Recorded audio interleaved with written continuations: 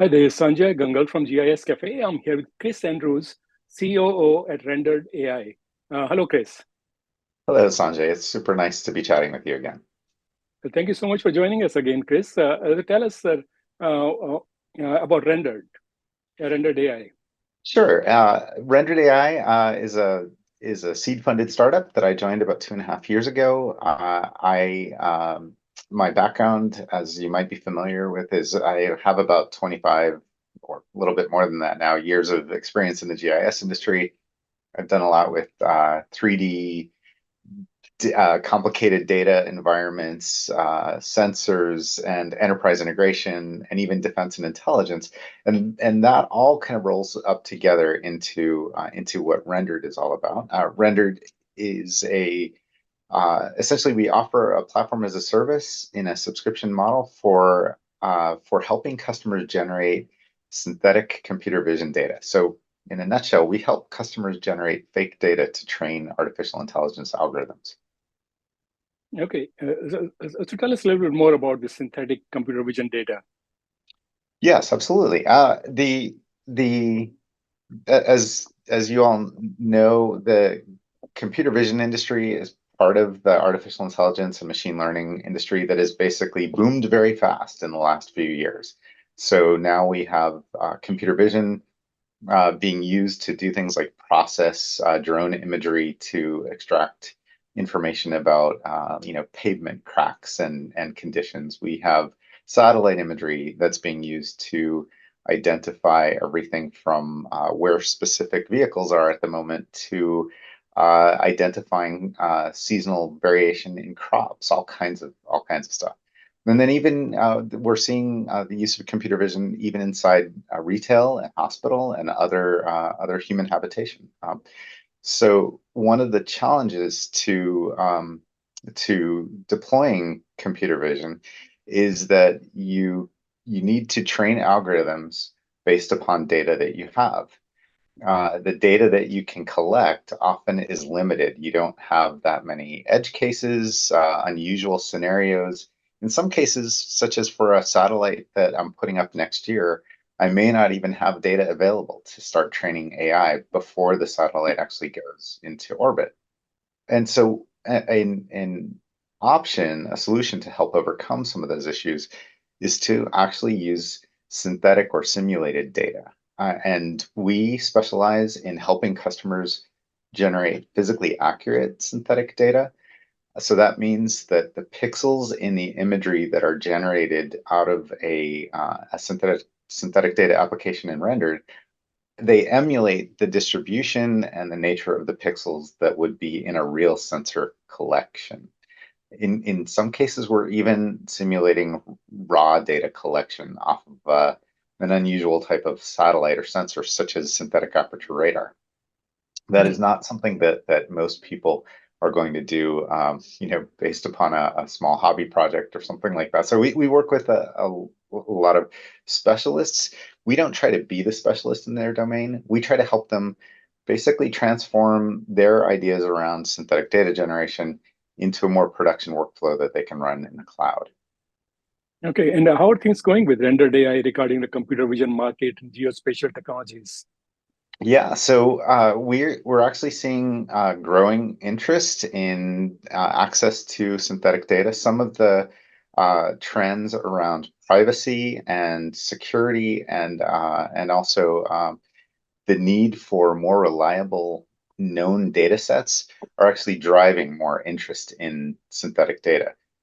The data that you generate inside rendered, for example, comes with the ground truth labeling and annotation information. So every image that you spit out, if I'm looking for if I'm trying to track the Tesla Cybertruck in aerial imagery, and I haven't seen that many, so I don't have a lot of data for it, but I could simulate imagery of it. Then what you would do is you'd approach rendered. We'd work with you to set up a synthetic data channel, which is an application, and every training image, which we refer to as training chips, every training chip that gets created from rendered would also not only have the imagery with the Cybertruck on the road or in a parking lot, but it also would have the bounding box information, labeling, all that kind of stuff.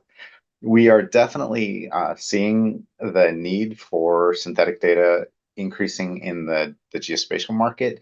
Just the diversity of sensors that are going up in the sky, the specialty in problem sets and trying to say identify ships in SAR imagery versus track land movement in SAR imagery.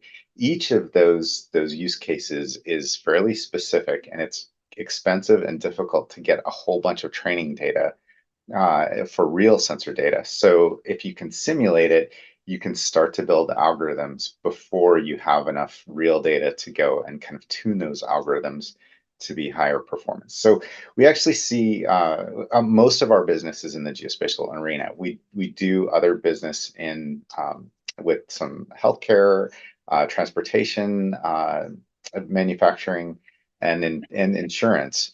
But most of the business that we're doing today is actually in the geospatial market. And have there been any significant changes or wins that have impacted companies' direction? Absolutely. So we're a small company. We're about 25. We are, like I said, we're venture funded. We big projects can certainly help us figure out where we're going to have the easiest path forward. We've had a couple large federal wins, and so with U.S. federal agencies, and so that's where we've really put more of our eggs in terms of looking for business and supporting customer use cases for the next year or so. These are, if you look at world events, you can see there's a lot of interest in kind of defense and intelligence topics. And that's certainly an area where synthetic data can be extremely helpful because it's really hard to get imagery of rare objects in the field in the defense arena or rare combinations of vehicles or objects. And so synthetic data really shines there.